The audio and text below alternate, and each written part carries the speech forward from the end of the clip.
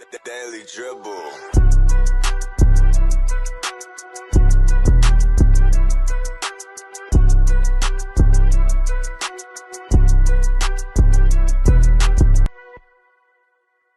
And welcome back to the Daily Dribble podcast, guys. As always, I'm your host, Nick Zammit, here back with a little solo episode for our NBA Focus Show of the week. Thrilled to be here once again. It's been an action-packed week from everything from All-Star Weekend to a multitude of free agents being picked up. The news has certainly been non-stop, relentless, just how we like it. This time of year often serves as a bit of an opportunity to kind of hit the reset button, refresh, a couple of days without games, and kind of refocus going back, into the last couple of weeks of regular season games before the playoffs. But it hasn't really felt the case this year. As I said, it's just been a constant stream of news, a constant stream of action. But I wouldn't rather have it any other way. So stoked to be back this week. Guys, before we get into the show, a big shout out to both Stadium Scene and The Cover, two fantastic networks doing fantastic things for not only us, but a multitude of other content creators out there. Certainly appreciate all their continued love and support of our good work here at the Daily Dribble. Likewise, a big shout out to you guys, the listeners.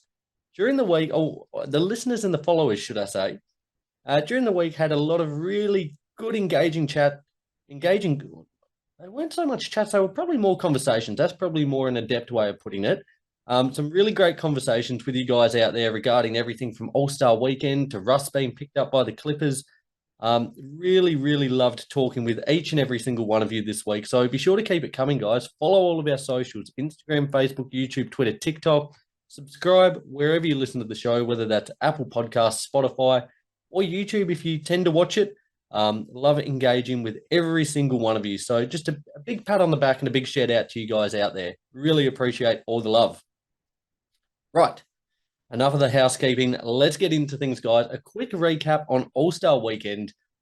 I won't dwell on this for too long, but we'll just touch on each event, how it all went down. We'll start first and foremost with the Rising Stars game. Now, not too much to report on this one, but I will say I quite like the format, the way they're doing it now with the 4 teams. I think it's just a nice, fresh, engaging way of, just keeping things fresh. That's essentially what it is. Things for the All-Star Weekend have grown stagnant over the last couple of years, and I know they've tried to amend that with the Elam ending, the changing to the Rising Stars game. The skills competition's taken on a bit of a new format as well. But I really do quite like the format that the Rising Stars game is going with now. In this one, Team Powell took out the game, defeating Team Joachim 25-20. Jose Alvarado was named MVP for this one. Also, the only undrafted player to feature in this one. So a really tremendous achievement for him. Just kind of adds to his growing resume and footprint that he's having within the league at the minute there. Having a phenomenal season in his own right for the Pelicans.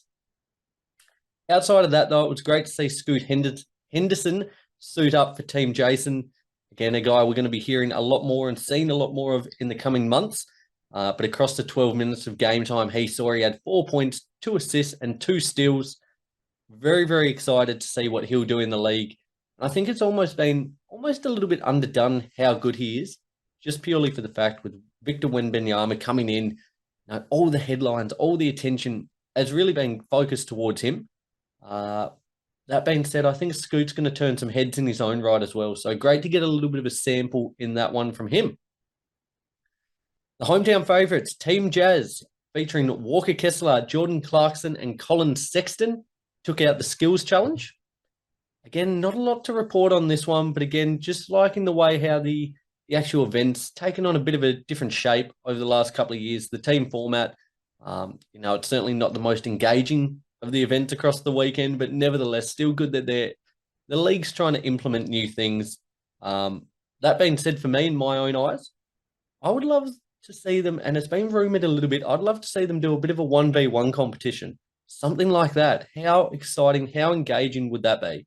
The value that would add to All-Star Weekend, if we're getting to see, it doesn't even have to be the top tier talent within the league, but some pretty noteworthy players going 1v1 versus each other.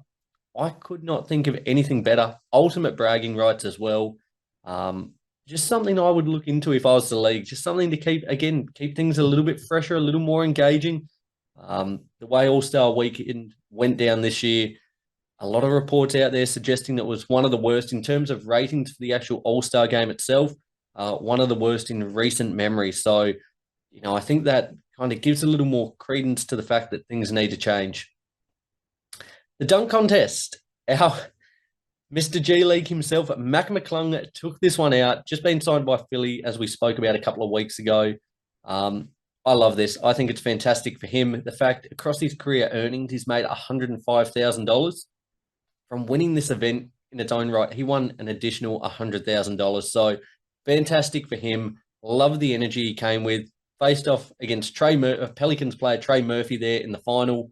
But McClung just rattled off a couple of 50-point games, and that was all she wrote. Guys, with all these events, as I said, I won't speak too much about them, but be sure to go check out the highlights because this dunk contest was probably one of the better over the last couple of years. The battle between Murphy and McClung at the end there wasn't quite on the same level of Zach LaVine, Aaron Gordon, but nevertheless, quite a good dunk contest in its own right. So it was great to see that, and I'm all for backing the underdog. So fair play there from McClung. Damian Lillard. Now, I picked this last week. Speaking to Rowan on last week's episode, we gave our predictions for these couple of events. I think I pretty much hit the nail on the head with all three. Backing McClung, backing Team Jazz, and then for this one, backing Damian Lillard in the three-point competition. It's probably always a favorite, this event of mine. You know what you're going to get. It's just exciting. It's good seeing the best shooters in the league really do their thing. In the final, we had Buddy Hield, Damian Lillard, and Tyrese Halliburton, the two Pacers teammates there. Buddy, in his final round, dropped 25. Halliburton 17, and Dame clinched the victory with a score of 26.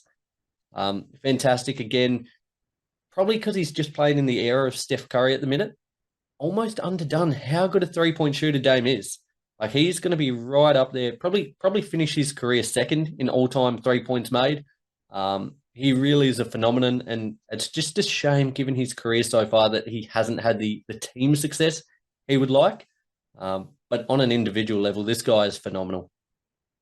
Just a quick shout out, though, to Tyrese Halliburton, who did make the final. He tied the record with Steph Curry for the most amount of points in a single round across three-point competition, dropping 31 points in his opening round. Tremendous performance from him, and a tremendous season he's having as well in his own right. He is a stud. He's getting better and better. His transition from Sacramento over to the Pacers, we've spoken about it quite extensively. That trade involving Sabonis, who was the real winner? Who was the loser out of that one? Both teams have come out with just a dynamite player, and the steps that Halliburton's making, the way he's fitting in with this team, kind of being the face of the franchise there. His game's just going from strength to strength, illustrated by how well he's shooting the three ball. Transitioning to the All-Star game itself, Team Giannis finally got a victory in this one, winning 184-175 in what was described as one of the worst All-Star games in recent times. There were some huge performances, and that's a given the way the scores were run up. But in this one, Jason Tatum clinched the MVP. He put on quite a showing. He dropped 55 points, 10 rebounds, 6 assists, went 10 of 18 from three, recording a new all-time high score in the All-Star game, 55 points, as I said. Phenomenal. The Elam ending, which I've been a huge advocate of over the last couple of years, I think it's just brought a new intensity, a new injection of life to the game. It didn't quite have the same effect this year, and that's largely in part due to Team Giannis being up by 17 points heading into that last quarter, only requiring a further 24 points, whereas Team LeBron had to rattle off 41. But yes, as I said, argued by some, it's the worst All-Star game in recent times, just due to the ridiculous lack of defense in this one. It really was laughable. And I know I've seen a lot of debates raging on during the week. These lads, they play an 82-game season. A lot of them are going into the playoffs after that. Are they allowed one night off just to kind of take the mickey, have fun with it? Yeah, okay, I see the side of that. But in that case, why even bother? this game had no appeal whatsoever for me after the first couple of minutes, and I saw the way it was being played. Um, it just felt a shame. As I said, given the strides it's made over the last couple of years, that Elam ending really increased the intensity of the game. But it felt like all that good work was undone this year. And it kind of begs the question, what can they do to fix it?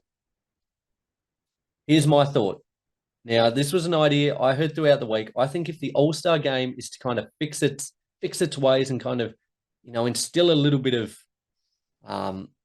magic back into it, I would set up Team USA versus Team World for the All-Star game. That's how I would set it up.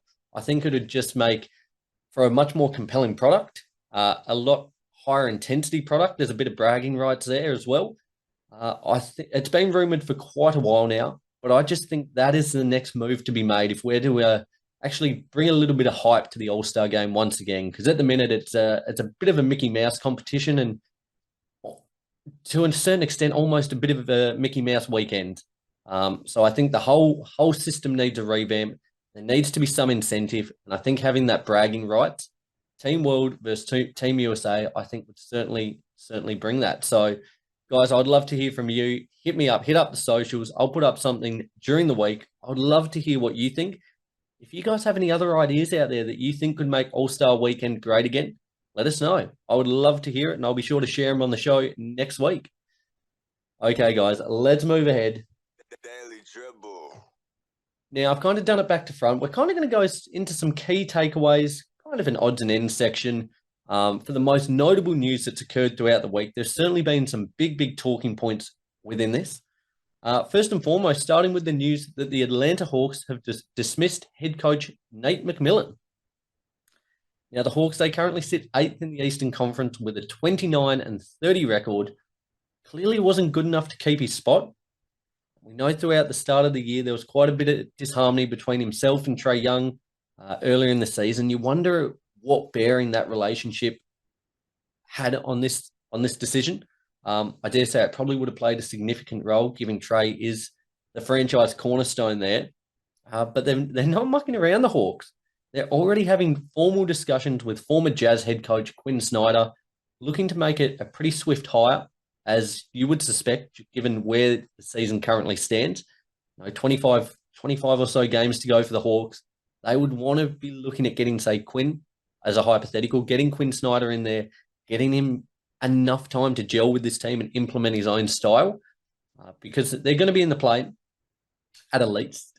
So you want to get things clicking right at that back end of the season. And I think probably 20 to 25 games is the minimum that you would want a head coach to come in with. So, yeah, big news there out of Atlanta. It was also in positive news. It was great to hear that Giannis avoided serious damage to his right wrist after further testing the other day. It looks likely that he'll miss a few games, but hopefully shouldn't be too long till we see him back once again. Again, for the Bucks at the minute, they're currently riding a 12-game win streak, sitting at 41-17, just a single game back there of the Celtics. But, it's not the worst point in the season for Giannis just to get a little bit of rest, certainly get this injury right, but to let the body heal all the aches and bumps, come into the back end of the season, into the playoffs, fresh and fit. As we've said, the Bucks have the oldest core within the league. So having them all operating at 100% is pivotal. Is pivotal if they're to go far and potentially clinch another championship, which I think is well within the realms of possibility. Another team that's probably in the forefront of people's minds at the moment in terms of title contention is the LA Clippers. Now, as much as I hate to say it, I'd rather be talking about the other team in LA. But the Clippers it's just ridiculous how deep they are. With the acquisition of Wessel, it gets me every time when I try and say it quickly. Russell Westbrook, former Lakers player there. He's their depth is just off the show at the minute. The moves they made, and we spoke about this the other week, even prior to Westbrook's inclusion, adding Eric Gordon, adding Bones Highland, adding Mason Plumlee, now Russell Westbrook. This is really an incredibly deep and dynamic team. I think they're probably one of the front runners in the West now. They've really made some strides. They're currently 4th at the moment in the West, only a single game back, a 3rd there, the Sacramento Kings. They've been kind of sneaky the way they've climbed up the standings because it hasn't all been smooth sailing this year. But for me, I think, and I put up a post during the week, a lot of you engaged with that one around the acquisition of Westbrook. And I kind of made the point that I think whichever team he went to, and probably more so the Clippers now, there needs to be some really strict parameters onto what he does. And now it'll be interesting whether they play him as a starter with PG, Kawhi, Zubac and probably Marcus Morris there, or whether they have him coming off the bench. Now, he needs a very short leash. Like, he's still a phenomenal player, and I love Westbrook. As infuriating as he has been at times as a Lakers fan, I love him. I love his energy. I love his enthusiasm. His decision-making at times leaves a little bit to be desired. But I think on this Clippers team, if Ty Lue can kind of harness that energy, I think he's quite a big pickup. And he just gives another dimension to this team. Another guy who can handle the ball, who can create shots, create others, push the pace, which I think this team could probably look to do a little bit more just with the players they've got. I think it's a tremendous pickup. And for me, the Clippers are right up there. If you're looking at teams in the West at the moment, you're probably looking at the Nuggets, Phoenix, and probably the Clippers as the top three, I would say, at the moment. That would probably be my top three. So I certainly expect them to make some waves. Again, great timing, 20 to 25 games before they get into the playoffs. Watch out for the Clippers. They are going to be a team to be reckoned with this year. I certainly think if Stevie Ballmer's got his say, he'd be hoping this is the year, because so far the Clippers experiment has been pretty bumpy and rocky. But I think if there ever to be a chance to win a title, this year is as good as any. Pushing ahead, guys, a couple of blokes are getting 10-day contracts. Now, I'll rattle through these pretty quickly. They're not huge household names, so we won't linger on it for too long. But former Heat player Myers Leonard, he's been out of the league since March 2021, came off the back of his anti-Semitic comments, also had fusion neck surgery. He's getting a 10-day opportunity with the Milwaukee Bucks. Former number 5 overall pick Chris Dunn is signing a 10-day contract with the Utah Jazz. Likewise, Frank Jackson also has a 10-day contract with the Utah Jazz. So, not too much to make note of here. For me, probably Myers Leonard being the pick. I still think he could offer quite a bit to the Heat. His versatility, his ability to shoot the three ball, stretch the floor, I think probably gives him the most upside out of these three players. And just speaking of the Heat, another semi-big who can shoot the three ball. The three ball, I'm on fire today. I tell you what, who can shoot the three ball is Kevin Love. Joining from the Cleveland Cavaliers, he's averaged 8.5 points, 7 rebounds, 2 assists for the Cavs this season. They'll certainly be hoping down there in South Beach that he can make some threes, because this team has really, really struggled on that side of the offensive end, shooting the three ball. After being one of the premier teams last year in this regard, they've really, really been struggling. And because of that, their offense doesn't look anywhere near as potent.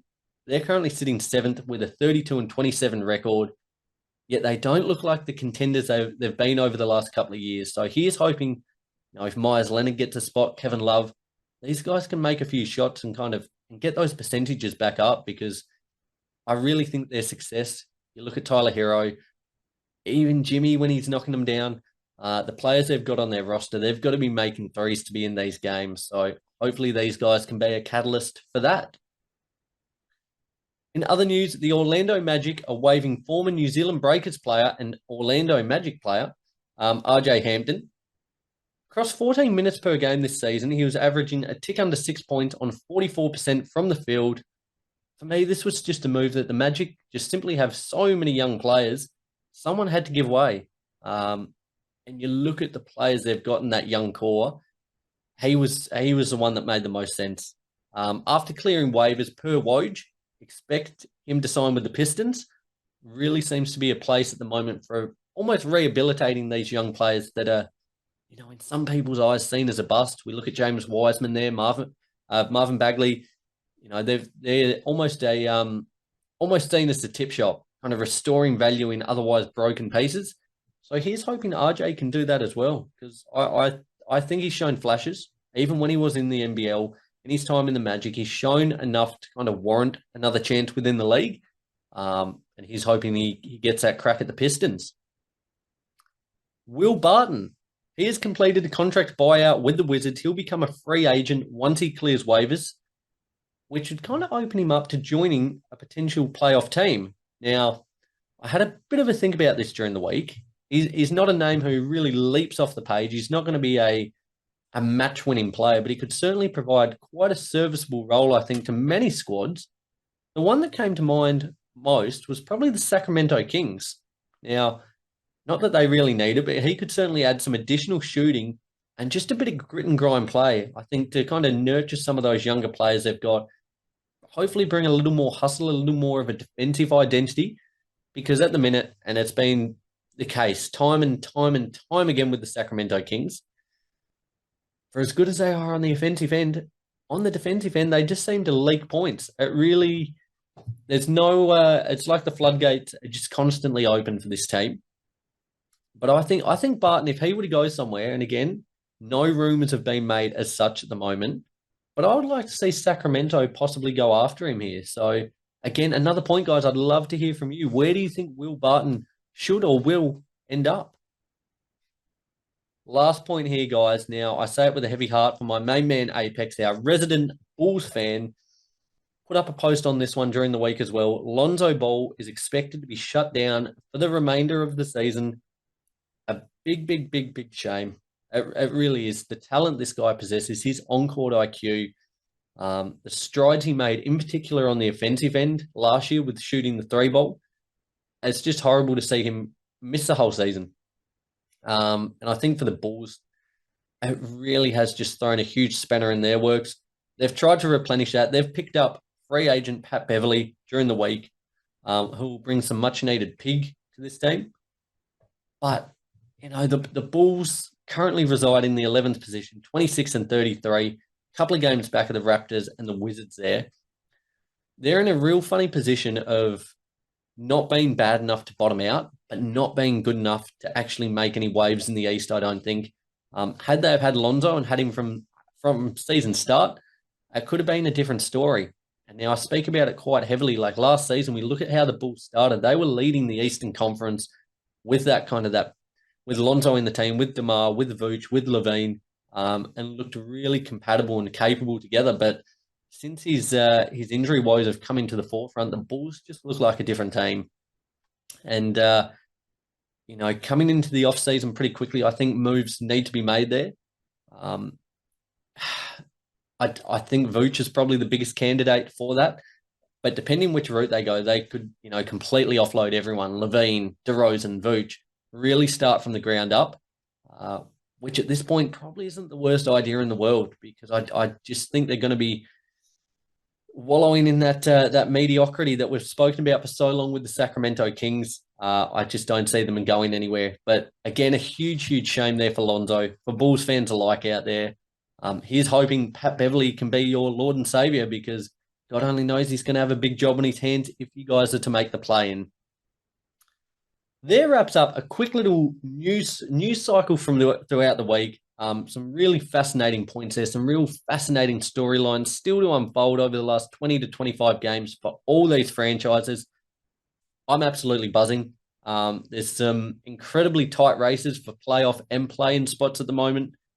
And it almost makes every game must win. As a Lakers fan, I'm certainly feeling that at the moment. Every game is essentially a must-win game, which for as exciting as that is, it's also incredibly nerve-wracking.